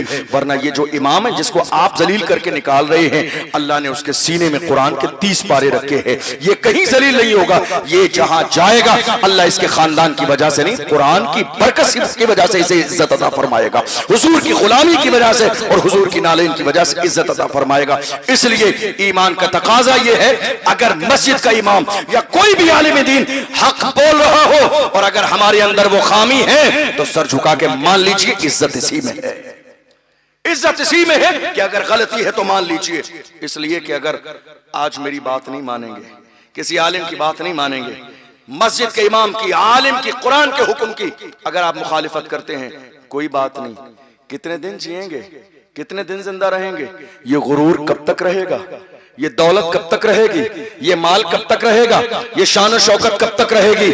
एक दिन मौत का फरिश्ता तुम्हारे दरवाजे पे दस्तक देगा।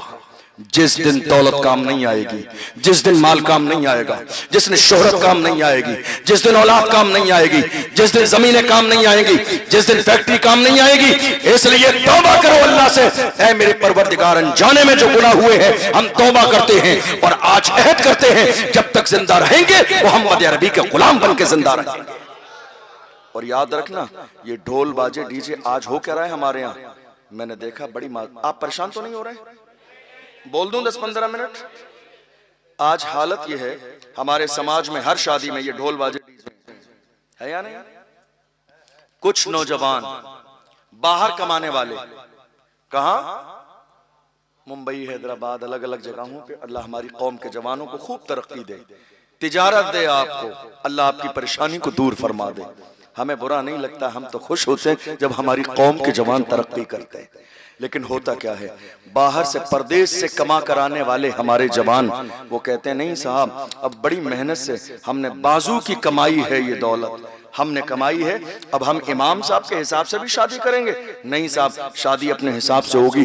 6 महीने पहले जिले के अंदर सबसे बड़ी डांस पार्टी कौन सी है उसको बुक कर दो। ऐसा ना हो कि शादी का टाइम आ जाए और उसे कोई बुक करके ले जाए और उसके बाद इस बात का लिहाज नहीं, आप जिस मोहल्ले में रहते हैं उस मोहल्ले में मस्जिद भी है, उस मोहल्ले में नमाज जमात भी होती है, उस मोहल्ले में मदरसा भी है, वहां कुरान की तालीम भी होती है। अल्लाह अकबर, हम ये देख रहे हैं आज हमारे मोहल्ले में ढोल बाजे डीजे बज रहे हैं, नाच गाना डांस पार्टी हो रही है। और हाल क्या है, अजान हो रही है मगर ढोल की आवाज उससे ज्यादा तेज है, अजान हो रही है मगर शोर शराबा उससे ज्यादा है, नमाज और जमात हो रही है मगर ढोल उससे ज्यादा है। और अगर कोई मना कर दे तो हमारी कौम के जवान कहते हैं मेरे बाजू की कमाई है, हमने पैसे कमाए हैं। उलमा कहते हैं फजूल खर्ची है, कहते हैं नहीं मेरे बाजू की कमाई है।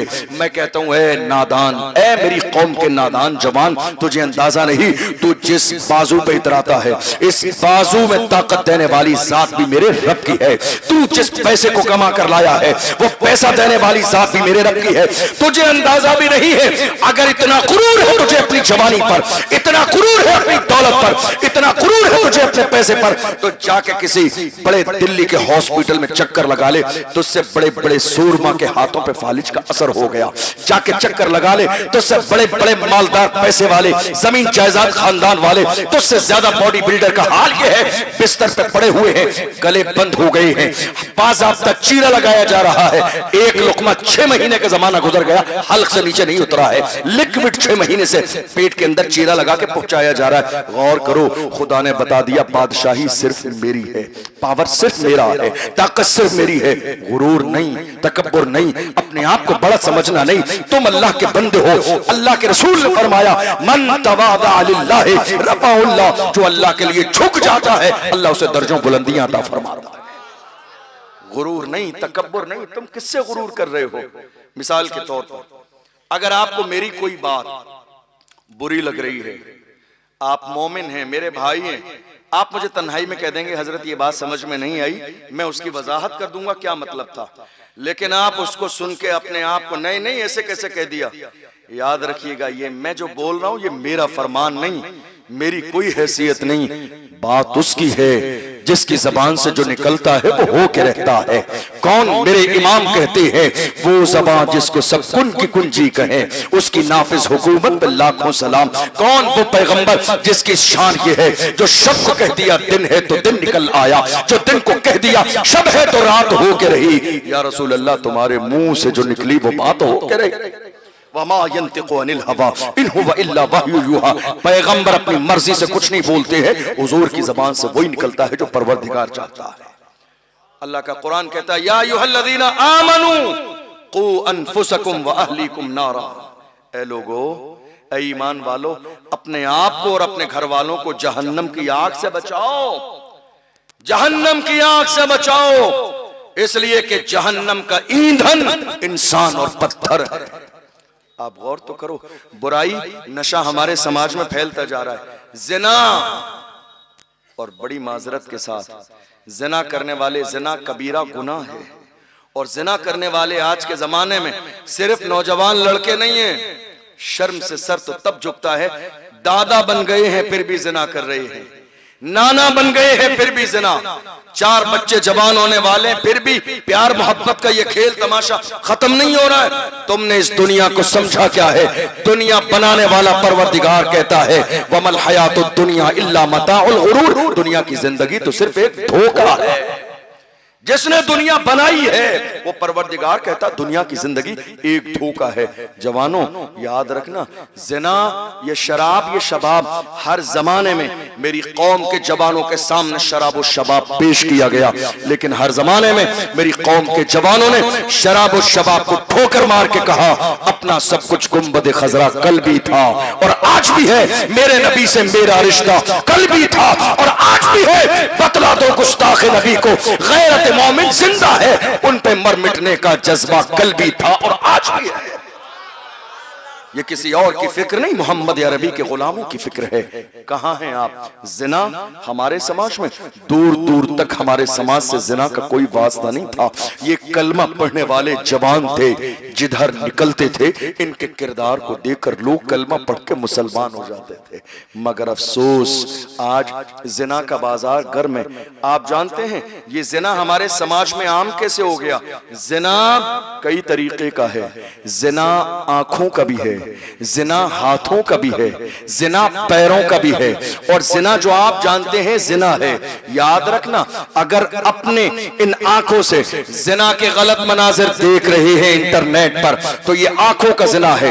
हाथों से जिना कर रहे हैं तो ये हाथों का जिना है। जिना की तरफ जा रहे हैं तो ये पैरों का जिना है। याद रखना, जिना करने वाला इंसान कुछ भी हो सकता है मगर दुनिया में कामयाब नहीं हो सकता है। मेरे नबी फरमाते हैं, जिना में 6 मुसीबतें हैं, 3 मुसीबतें दुनिया में है, 3 मुसीबतें मरने के बाद हैं। मेरे नबी ने फरमाया, जिना करने वाले इंसान की दुनिया में जो 3 मुसीबतें हैं, पहली मुसीबत यह है कि उसका चेहरा बिगाड़ दिया जाता है, उसके चेहरे से नूर खत्म हो जाता है, उसके चेहरे से रौनक खत्म हो जाती है। आप क्या समझ रहे हैं? किसी शादी में जाने के लिए, शादी ब्याह के मौके पर, वलीमे के मौके पर, किसी फंक्शन के मौके पर आप जाके किसी बड़े सैलून वाले के यहाँ बहुत ज्यादा मुंह को जो है रगड़वा लेंगे, फेशियल करा लेंगे, चेहरा चमक जाएगा? हरगिज ऐसा नहीं होगा, इसलिए कि रौनक देने वाले ने रौनक छीन ली है, नूर देने वाले ने नूर छीन लिया है, चेहरा बिगाड़ दिया गया है। दुनिया की किसी क्रीम की इतनी औकात नहीं जो आपके चेहरे को चमका दे, जब तक मेरा परवरदिगार न चमकाए। समझो जवानों, तुम्हें दुनिया में किसी क्रीम की जरूरत नहीं थी। हमारे पास सबसे बड़ी क्रीम ये पानी था, जिससे हम वजू करते थे तो हमारा चेहरा चमक जाता था। आज हमें इन सारी चीजों की जरूरत है। तुमने गौर ही नहीं किया ये चेहरे बेरौनक कैसे हो रहे हैं, ये हमारे चेहरे खराब कैसे हो रहे हैं, हमारे चेहरों से रौनक खत्म क्यों हो जा रही है। मेरे आका ने फरमाया, जिना करने वाले इंसान की पहली मुसीबत यह है कि चेहरे से रौनक खत्म कर दी जाती है। या रसूलल्लाह, दूसरी बताइए। दूसरी इतनी गजबनाक है, अल्लाह अकबर। हुजूर ने फरमाया, उस इंसान के कारोबार से तमाम चीजें खत्म, कारोबार फेल हो जाता है, एक एक लुकमे के लिए तरस जाता है इंसान। आप सोच रहे हैं किसी बाबा ने दुआ तावीज कर दिया इसलिए कारोबार फेल हो गया? नहीं, मेरे नबी ने फरमाया, जो इंसान ज़िना का आदी हो जाए उसके रिस्क से बरकत को खत्म कर दिया जाता है, रिस्क में तंगी आ जाती है, मुसीबतें आती हैं उसके दरवाजे पर और उसकी जिंदगी में। किस इंसान की जो ज़िना करता है, तीसरी मुसीबत मेरे नबी ने फरमाया, उसकी उम्र कम कर दी जाती है, जिंदगी कम कर दी जाती है। देख नहीं रहे हो आज क्या हो रहा है? क्या कहते हैं आप? अरे वो कल शाम को मेरे साथ खाना खाया, आज इंतकाल हो गया, कल दोपहर में ही तो मिला था, इंतकाल हो गया, आज सुबह ही तो बाजार में मिला था, इंतकाल हो गया, कल शाम को ही तो फोन आया था, इंतकाल हो गया। खुदा ने बता दिया, बादशाही सिर्फ मेरी है।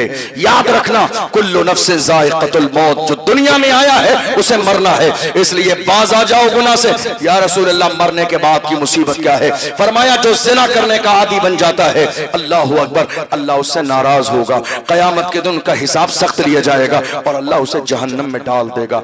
एक औरत ने एक नौजवान को बुलाया, बड़ा नेक परहेजगार इंसान है, उसने बुलाया और कहा, ए जवान, मेरे साथ जिना कर ले। जरा दिल के कानों से सुनिएगा, जवान ने जवान से कहा, मेरे साथ जिना कर ले। वो औरत बैठी है, वो जो नौजवान लड़की बैठी है, बस मैं बात मुकम्मल करने लगा हूं। वो लड़की बैठी है और जवान भी है। अल्लाह अकबर। उस जवान से कहती है, मेरे साथ जिना कर ले। क्या रखा है दुनिया में? थोड़े दिन के बाद मौत आ जाएगी, पता नहीं मरने के बाद क्या होगा क्या नहीं होगा, हमें मालूम नहीं है। अल्लाह ने ये बहार के दिन दिए हैं। यही सोच आज हमारे कुछ नौजवानों की है, दोबारा जिंदगी नहीं मिलेगी, इसलिए जो आए हैं लज्जत हासिल कर लीजिए, जिंदगी दी है तो मजे कर लीजिए। याद रखिएगा, ये सोच कभी भी ईमान वाले की नहीं हो सकती। ईमान वाले की सोच क्या है? हमारे लिए असल ठिकाना जन्नत है, ये दुनिया मोमिन के लिए कैद खाना है। मेरे आका का फरमान है, अब दुनिया सिजनुल मोमिन व जन्नतुल काफिर, दुनिया मोमिन के लिए कैद खाना है, और जिसने इस्लाम का कलमा नहीं पढ़ा जन्नत तो उसके लिए है, हमारे लिए जन्नत मरने के बाद है। ये किसी और का फरमान नहीं, सादिक़ो मस्दूक पैगंबर का फरमान है। उस लड़की ने बुलाया, जवान से बहुत जिद की ज़िना करने की। उस जवान ने एक चिराग मंगाया, चिराग मंगाया। मेरी माएं और बहनें भी दिल के कानों से सुने, चिराग मंगाया, और चिराग मंगाने के बाद जब उसको जलाया, अब चिराग की रोशनी कितनी होती है, उसकी लौ कितनी सी होती है, उसके बाद उसने अपनी उंगली को चंद सेकंड के लिए चिराग के करीब किया, उसकी लौ पर हटा लिया और उसकी जान निकल गई। चंद सेकंड चिराग की लौ पर क्या हम और आप उंगली रख सकते हैं? बताइए, नहीं रख सकते। उसने दूसरी उंगली रखी, फिर हटा लिया, हथेली को रखा, फिर हटा लिया। लड़की ने कहा, जवान क्या करता है? हुस्न तेरे सामने है, शबाब तेरे सामने है, लड़की तेरे सामने है, जिना के लिए तुझे इजाजत दे चुकी है, आखिर करता क्या है? टाइम क्यों जाया करता है? उस जवान ने कहा, मेरे आका ने फरमाया, जिना करने वाले को जहन्नम की आग में डाल दिया जाएगा। मैं देख रहा हूं, क्या दुनिया की इतनी सी आग भी बर्दाश्त कर सकता हो? क्या दुनिया की इतनी सी आग चंद सेकंड के लिए बर्दाश्त कर सकता हो? प्रैक्टिकल देख रहा था, क्या सिर्फ एक उंगली को आग की तरफ कर सकता हो? जब दुनिया की आग, दुनिया की आग, दुनिया की आग, उसकी तरफ एक उंगली नहीं रख सकता, तो मुझे पूरा जहन्नम में डाल दिया जाए, बर्दाश्त कैसे करूंगा?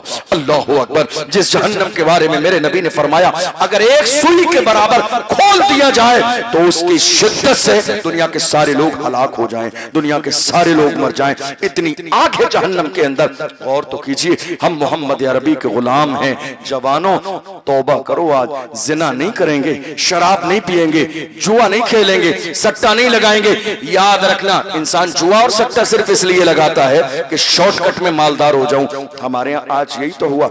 हमें अल्लाह ने जितना दिया है हम उस पर राजी नहीं है, हविस बाकी है, ये भी मिल जाए, ये भी मिल जाए, ये भी मिल जाए, बड़ी गाड़ी भी हो, बंगला भी हो, बड़ी जमीन भी हो। याद रखना, खुदा ने तुम्हारी किस्मत में जितना लिखा है उतना ही मिलके रहेगा। कोई सट्टे से मालदार नहीं होता है, कोई गलत कामों से मालदार नहीं होता है।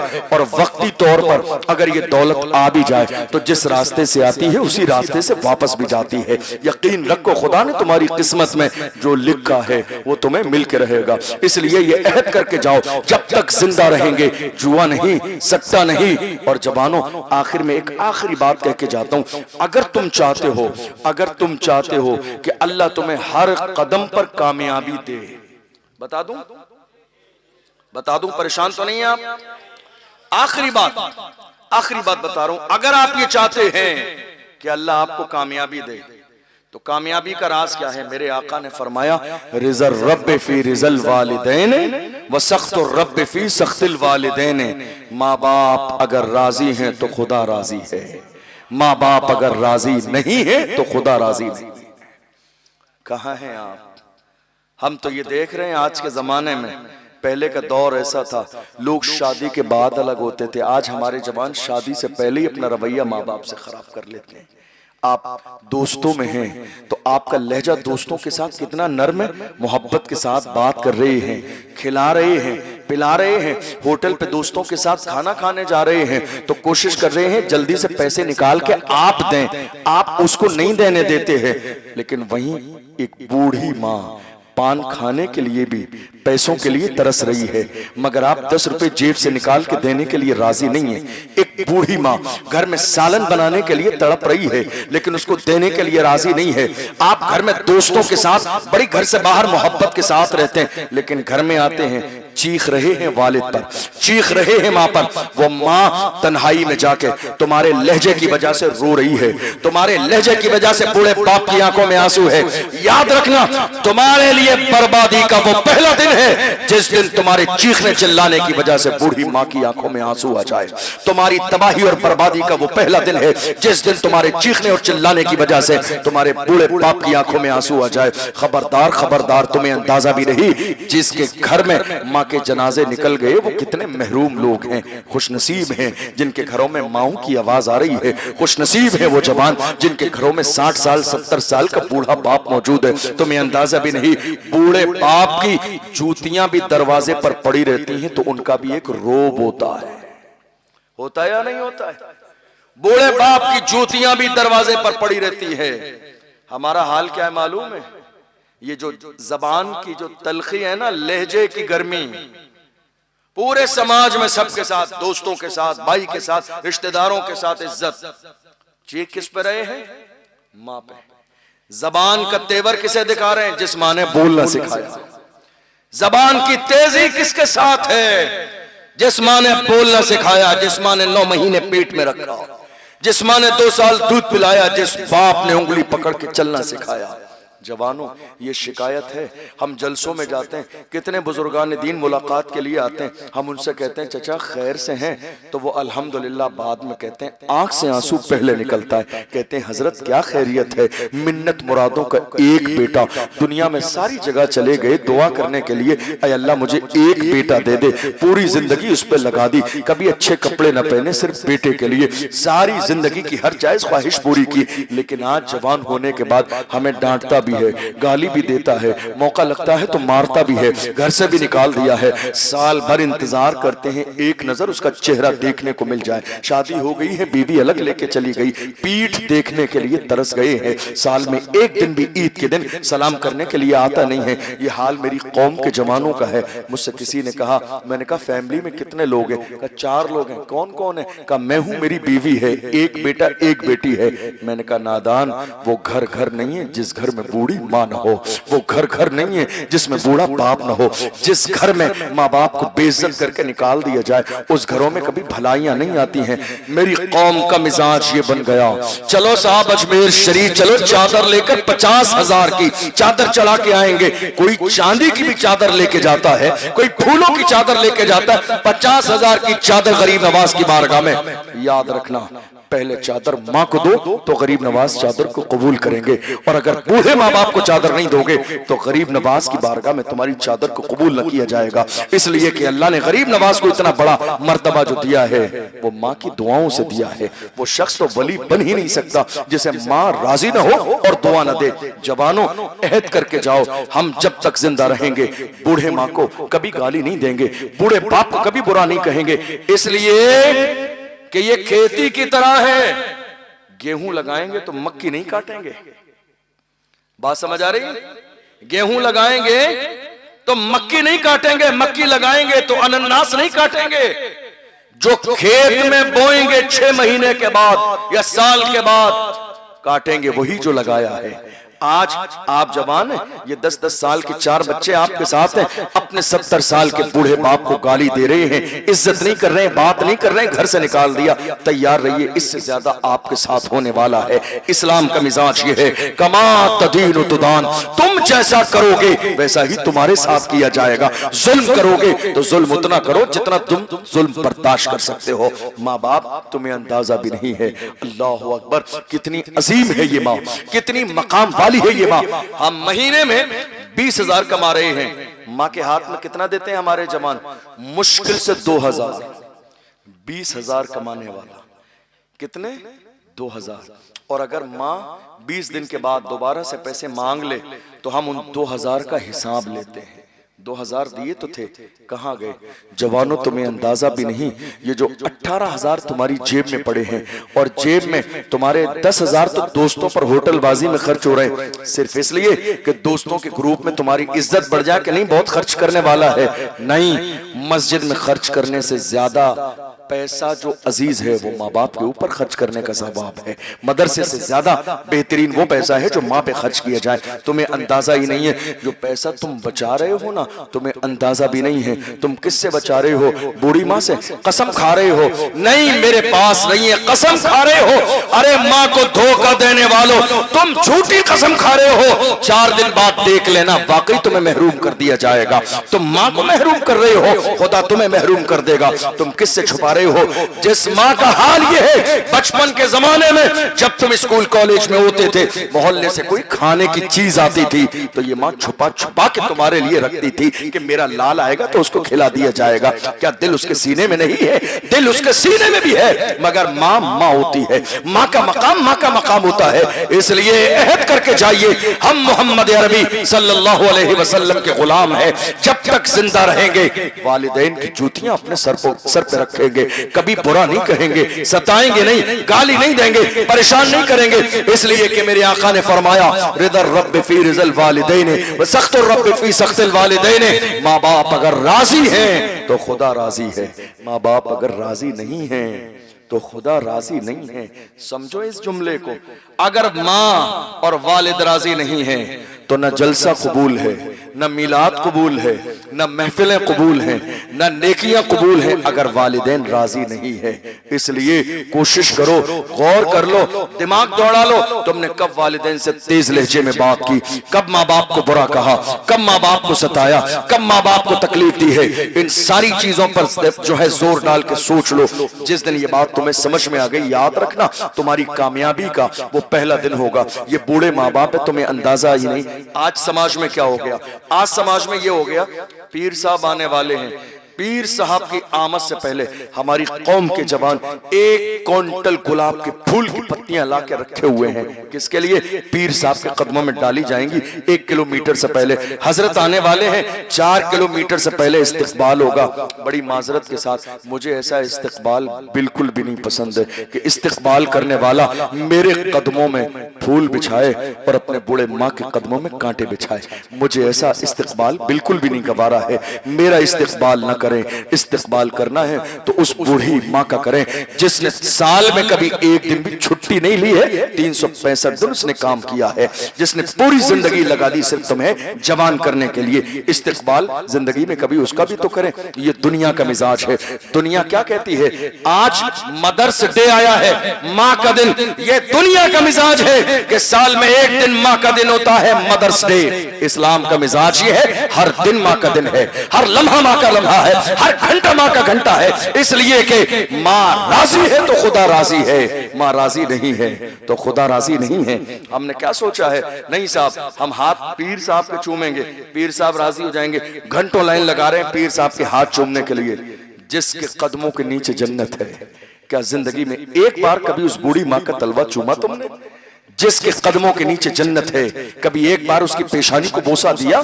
जिसके कदमों के नीचे जन्नत है, कभी जाके उसके कदमों में आधा घंटे के लिए उसका दिल का हाल लेने के लिए बैठे?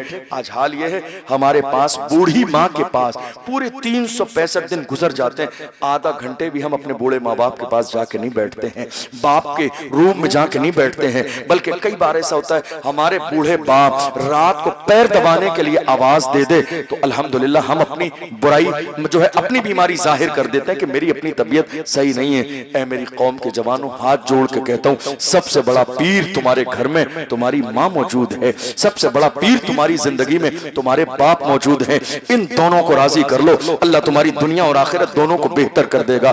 याद रखना, कई बार राजस्थान में मेरे साथ ऐसा हुआ, किसी शख्स ने शोरूम से नई गाड़ी निकाली और नई गाड़ी निकालने के बाद लाके मेरे दरवाजे पे खड़ी कर दी। कहा हजरत कई साल पहले से मेरी ख्वाहिश थी, मैं नई गाड़ी शोरूम से लाके आपके दरवाजे पे खड़ा करूंगा कि पहला कदम हजरत का रखे। मैं मिंबर पे ऑन रिकॉर्ड ये बात कह रहा हूं, अल्लाह गवाह है इस बात पर कि मैं उस गाड़ी में नहीं बैठा। मैंने कहा मुझसे ज्यादा बरकत वाले कदम तेरे घर में तेरी माँ के हैं, मुझसे ज्यादा बरकत वाले कदम तेरे घर में तेरे बूढ़े बाप के हैं, और मुझसे ज्यादा हक तेरे बूढ़े माँ बाप का है। पहले उनका हक है, उनको बिठा, उसके बाद मैं तेरे साथ चलूंगा। कितनी बार ऐसा हुआ, लोगों ने नया घर बनाना था, मकान की जमीन की बाज़ाब्ता नींव खोद ली और उसके बाद कहा हजरत हमारी ख्वाहिश है आपके बरकत वाले हाथों से पहली ईंट रख दीजिए। मैंने कहा नहीं, पहली ईंट तुम दुआ करो, इस वक्त तुम्हारी माँ जिंदा है, दुआ करो, तुम्हारे वाले जिंदा हैं, मुझसे ज्यादा बरकत वाले हाथ तुम्हारे बूढ़े माँ बाप के हैं, उनसे नी रखवाओ। मैं तो दोबारा आके भी नी रख दूंगा और दुआ कर दूंगा हर चीज में। और जानते हो, बुजुर्गों से पूछा गया, माँ बाप को जब कुछ देना हो, पैसे देना हो, तो देने का तरीका क्या है, शान क्या है? फरमाया ऐसे मत दो कि तुम्हारा हाथ ऊपर हो, उनका हाथ नीचे हो। ये माँ बाप को देने का अंदाज नहीं है। माँ बाप को देने का अंदाज ये है, जब उनको पैसे दो तो अपने हथेलियों पर रख के पेश करो कि वो कबूल कर लें, ताकि उनका हाथ जो है ऊपर हो और देने वाला तुम्हारा हाथ नीचे हो। माँ बाप को देने का अंदाज ये है। और याद रखना, जिंदगी में तरजीह हमेशा माँ बाप को दो। ये मैं तुम्हें फार्मूला इसलिए बता रहा हूं, अगर तुम चाहते हो कि तुम्हारी भी शान शौकत थोड़े जमाने के बाद बन जाए, तुम भी इज्जत के साथ बुढ़ापे में जिंदगी गुजार के जाओ, चाहते हो तो अपने बूढ़े माँ बाप के साथ भलाई करो। इस्लाम का मिजाज ये है, कमा तदीन तुदान, तुम जैसा करोगे वैसा ही तुम्हारे साथ किया जाएगा। इज्जत दोगे बूढ़े माँ बाप को तो तुम्हें भी इज्जत मिलेगी। हम ये देख रहे हैं, पुराने बाप के जमाने में एक पुराना घर था, जिस पुराने घर में पूरी फैमिली रहती थी। औलाद ने थोड़े से पैसे कमाने के बाद बराबर में जमीन लेकर या खानदानी जमीन लेकर एक मकान बना लिया। मकान बनाने के बाद बीवी तो शिफ्ट हो गई, बच्चे तो शिफ्ट हो गए, वो जवान तो शिफ्ट हो गया, लेकिन बूढ़े माँ बाप कहाँ पड़े हुए? उसी पुराने घर में, जिसकी दीवारें टूटने वाली हैं, पुराना बोसीदा मकान है। उनके घर में ना एसी है, हल्के हत्ता के कई जगह देखा हमने अपनी आंखों से, लाइट भी नहीं आती है, पंखे का सिस्टम भी नहीं है, 42 डिग्री 45 डिग्री गर्मी है। जवान एसी घर में है सामने और बूढ़ी माँ टूटने वाले घर में पड़ी है। जवानों, होना तो ये चाहिए था, तुम्हारे घर में सबसे बेहतरीन कमरा अगर किसी का हो तो तुम्हारी बूढ़ी माँ का हो। बेहतरीन कमरा तुम्हारे घर में अगर किसी का हो तो तुम्हारे बूढ़े माँ बाप का हो। इसलिए कि हाकिम घर के अंदर माँ है, हाकिम घर के अंदर वालिद है। जब तक ये दोनों जिंदा है, सबसे घर के अंदर हुक्म इनका चलेगा। ये मत सोचो कि 4 दिन तो तुम पैसे कमाना शुरू कर दिए तो अब बात तुम्हारी मानी जाएगी। ये किसी काबिल न रहे। नहीं मेरे अजीजों, हाथ जोड़ के कहता हूं, आप मेरे भाई हैं, चाहते हो कि अल्लाह तुम्हें इज्जत दे, इन बूढ़े माँ बाप के कदमों को पकड़ लेना, जाके माफी मांग लेना। अल्लाह ने इनका दिल बड़ा किया है, थोड़ी सी तुम्हारी बात पर तुम्हारी खताओं को माफ कर देंगे। हम ये देख रहे हैं कितने लोग जिन्होंने माँ बाप से राब्ता खत्म कर दिया, दूर जाके रहने लगे। 10 बार मोहल्ले वालों ने, खानदान वालों ने फोन किया, माँ बीमार है, मरने वाली है, आए नहीं। लेकिन जब आए, जब उन्हें इंतकाल की खबर मिली, और जब इंतकाल की खबर मिली, दूरी इतनी ज्यादा है कि अगर आएंगे तो 2 से 3 दिन का टाइम लगेगा। जानते हो, रिश्तेदारों ने कहा ऐसा करें, बर्फ की सिल्ली लगा के इसको रख दें। समझ आ रही बात? नहीं आ रही है? बर्फ की सिल्ली लगा के रख दीजिए। कितने दिन के लिए? 2 दिन के लिए। बेटा आएगा तो नमाज पढ़ लेगा जनाजे की। मैं कहता हूं उसको जितना जल्दी हो दफन कर दो। अरे जिसने जिंदगी में चेहरा नहीं देखा वो मरने के बाद चेहरा देखेगा तो क्या हो जाएगा? ये वही है ना जो छोड़ के चला गया था, ये वही है। 10 बार रिश्तेदारों ने फोन किया था, माँ बीमार है, कहा मेरा सीजन चल रहा है, बच्चों की छुट्टी नहीं है, आया नहीं। कोई सीजन याद रखना माँ से ज्यादा कीमती नहीं है, कोई भी तालीम माँ से ज्यादा कीमती नहीं है, कोई भी डिग्री माँ के मकाम से ज्यादा कीमती नहीं है। इसलिए माँ बाप पहले हैं, इनको पहले रखो। हमने एक जवान को देखा 40 में की नियाज होती है, आप क्या होती नहीं होती? 40 में की नियाज, 5000 लोग थे उसमें, खाना कर दिया पूरे गांव का। हमने कहा ये क्यों किया है, क्यों किया? ये कह रहे हैं साहब हमने सवाब के लिए किया है। हमने कहा नादान इंसान, ये सवाब के लिए नहीं है, ये समाज के लिए है, समाज के लिए है। किसके? समाज के लिए, सवाब के लिए नहीं है। हमने देखा था माँ जिंदा थी तो तू सलाम नहीं करता था, बात नहीं करता था, तूने घर में नहीं रखा, तूने 4, 10, 20 रुपए, 50 रुपए खाने के लिए नहीं दिए। वो बूढ़ी माँ पान खाती थी, पान का खर्चा तूने जिंदगी में उठाया नहीं। 5000 लोगों को खाना खिला के कहता है सवाब के लिए कर रहा हूं। जालिम, अब भी तो शर्मिंदा हो जा, तुझे अंदाजा नहीं मरना भी है, कब्र में मुनकर नकीर आएंगे, सवालो जवाब भी होना है। जुल्म मत कीजिए, और जुल्म करते हैं तो तैयार रहिए, जुल्म करेंगे तो जुल्म किया जाएगा। जवानों, आज की इस अजीमुशान महफिल से ये पैगाम लेकर जाओ, न हम शराबी बनेंगे, न हम जुआरी बनेंगे, न हम सट्टा लगाने वाले बनेंगे, न हमारी शादियों में ढोल बाजे डीजे बजेंगे।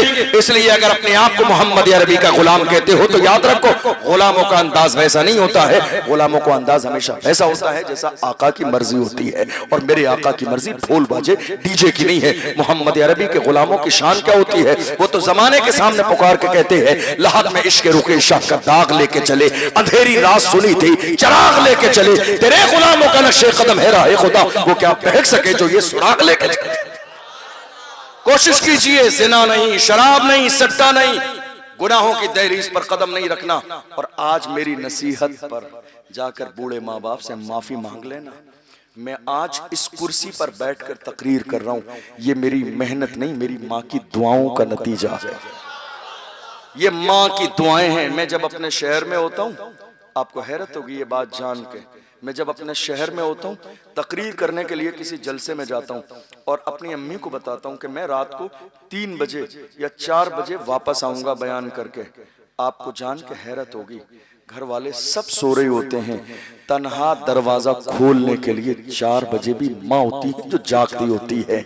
सर्दी में, दिसंबर की, जनवरी की, फरवरी की सर्दी में ये बूढ़ी माँ है। नींद सबको आ गई, लेकिन एक बूढ़ी माँ का दिल ऐसा है, 60 साल 70 साल की बूढ़ी माँ जाग रही है दरवाजा खोलने के लिए। ऐ माँ तुझे नींद नहीं आई? कहा मुझे नींद कैसे आ सकती है, मेरा लाल तो घर के बाहर है। जिस माँ का बेटा घर के बाहर हो उस माँ को नींद कैसे आ सकती है? जवानों, तुम सर्दी के जमाने में रात के 2 बजे तक पट्टियों पर बैठकर बातें करते हो, रात के 2 बजे घर जाते हो, तुम्हारी माँ दरवाजा खोलने के लिए जाग रही हो और माँ ये पूछ लेती है ना कहां था, तो हमारे जवानों को गुस्सा आ जाता है। कहते हैं माँ तू दिन भर हर चीज का हिसाब रखती है। अरे नादान इंसान, तुझे गुस्सा आ रहा है ये पूछने पर हिसाब रखती है? तुझे अंदाजा नहीं है, जिस दिन इसका जनाजा निकल जाएगा तू रात भर भी नहीं आएगा, तुझे कोई पूछने वाला नहीं होगा कहाँ था कहाँ नहीं था। जिंदा है तो पूछ रही है, जिंदा है तो ख्याल है, जिंदा है तो तुझे याद कर रही है, जिंदा है तो तेरी फिक्र कर रही है। हमने जमाने में देख लिया कोई किसी को पूछने वाला नहीं है, कोई किसी का ख्याल करने वाला नहीं है। ये माँ का दिल है। तुम 2 वो दुआ फिर भी देती है, तुम ना दो वो दुआ फिर भी देती है, तुम उसे साथ रखो वो दुआ फिर भी देती है, तुम उसे अलग कर दो वो दुआ फिर भी देखती है। और मेरा जुमला याद रखना, मैंने कुरान और हदीस में तो पढ़ा ही है, अपनी पूरी जिंदगी का तजर्बा और निचोड़ बता रहा हूं। जिंदगी में मैंने आज तक उस शख्स को कामयाब नहीं देखा जिसने अपने वालिदैन को नाराज कर दिया है। वो कभी नाराज नहीं हो सकता। मैं ये बात बड़ी मोहब्बत में आपसे इसलिए कह रहा हूं क्योंकि आप बड़े अच्छे लोग हैं, दीनदार लोग हैं, ईमानदार लोग हैं, मोहब्बत वाले लोग हैं। अगर आज आपकी तरक्कियों में रुकावट है तो गौर करना कहीं माँ बाप की नाफरमानी तो नहीं है। अगर तरक्कियों में रुकावट है तो गौर करना कहीं शराब तो नहीं है। अगर तुम्हारी तरक्कियों में रुकावट है तो गौर करना इन जितने भी जिना होते हैं ना, आंखों का जिना, हाथों का जिना, पैरों का जिना और किसी भी तरह का जिना, याद रखना दुनिया की हर चीज के दो पहलू होते हैं। इंटरनेट हमारे लिए अगर उससे दीन का काम किया जाए तो रहमत भी है और गलत इस्तेमाल हो तो जहमत भी है। हमारे जवान रात के 4-4 बजे तक बिस्तर में लेटे इंटरनेट चला रहे हैं। शैतान उनके ईमान पर हमला करता है और जिना की दहलीज तक पहुंच जाते हैं। मुझसे कई जवानों ने कहा हजरत हमारे लिए दुआ कर दीजिए, हम ख्वाब में इन आंखों से हुजूर का दीदार करना चाहते हैं। मैंने कहा मैं दुआ कर दूंगा और वहां भी नवाजने में कमी नहीं है। उस बारगाह की शान तो ये है, यहाँ फासलों की जियादती से इनायतों में कमी नहीं। कोई दूर रह के उवैस है, कोई पास रह के बिलाल है, वहां कमी नहीं है। लेकिन तुम अपनी आंखों पे गौर करो, क्या तुम्हारी आंखें हैं इस काबिल जो तुम यार का चेहरा देखो, मुस्तफा का चेहरा देखो। रात के अंधेरे में तुमने अपनी इन आंखों से क्या देखा है, गौर करो गौर। तुम ये जो रील्स देख रहे हो, ये तो जो गंदा मवाद है, ये जो गंदे फोटो हैं, ये नंगे जिस्म जो तुम्हारी निगाहों के सामने से गुजर रही है, इतना सब कुछ करने के बाद कहो हमें ख्वाब में मुस्तफा नहीं नजर आते हैं। अरे जिन्होंने अपनी आंखों को पाक रखा है, जलालुद्दीन सुयूती ने जिंदगी में खुली आंखों से 70 बार मेरे नबी का दीदार किया है। तुम अपनी आंखों को तो पाक करो। इमाम अहमद रजा जब गए थे हज के लिए, यार की चौखट पर खड़े होकर कहा था उठा तो पर्दा, दिखा तो चेहरा कि नूरे वारी हिजाब में है। जमाना तारीख हो रहा है कि महर कब से नकाब में है। और जब थोड़ी देर दीदार न हुआ तो पुकार के कहते हैं वो सुए लालाजार फिरते हैं, तेरे दिन ए बहार फिरते हैं, जो तेरे दर से यार फिरते हैं, दर बदर यूं ही खार फिरते हैं। आह कल ऐश तो किए हमने, आज वो बेकरार फिरते हैं। कोई क्यों पूछे तेरी बात रजा, तुझसे कुत्ते हजार फिरते हैं। जब यहां तक पहुंचे तो खुली आंखों से मुस्तफा का दीदार किया है। और जब दीदार कर लिया, जब देख लिया तो कसम खा के कहा तू जिंदा है वल्ला, तू जिंदा है वल्ला, मेरे चश्मे आलम से छुप जाने वाले। कोशिश करो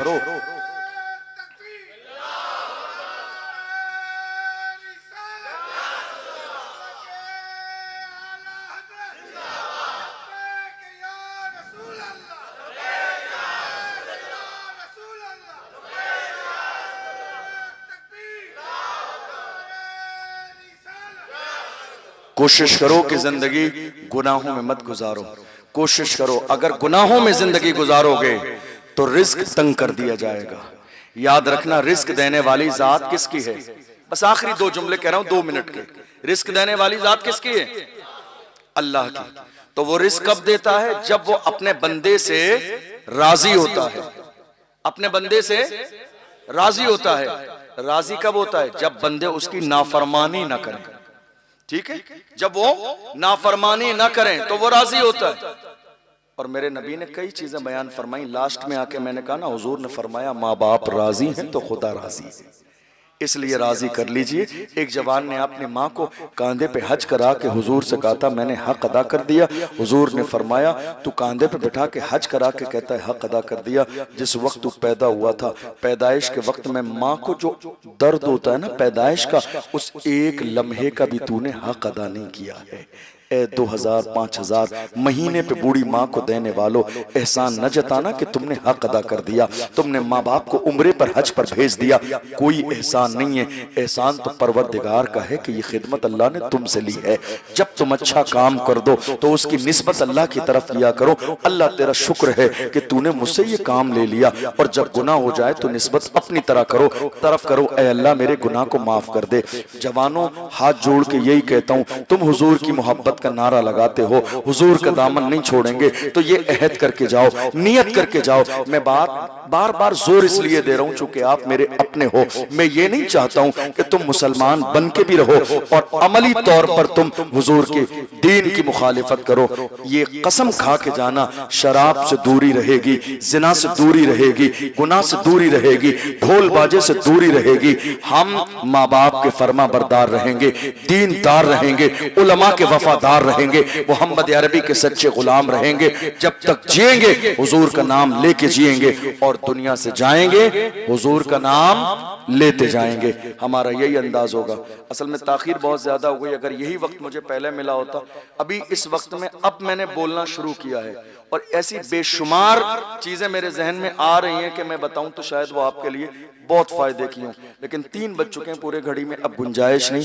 कोशिश कीजिएगा आने वाली साल में जरा सा जलसे को मेंटेन करें टाइम के एतबार से। अल्लाह की बारगाह में दुआ है, परवरदिगार आलम हमने जो सुना है इसे समझने और अमल करने की तौफीक अता फरमाए। वक्त में देखिए गुंजाइश नहीं, हमारी नज़र यहाँ बैठकर पूरे मजमे पे होती है। हम आपका कहना दिल से मानते हैं, आप सुनना चाहते हैं, लेकिन और भी बुजुर्ग हैं, सब परेशान हैं। आइंदा जब इस तरह का टाइम मेंटेन करेंगे तो कोशिश करेंगे। अल्लाह हमारी इस महफिल को कबूल फरमाए। खड़े हो जाइए, सलातो सलाम पढ़।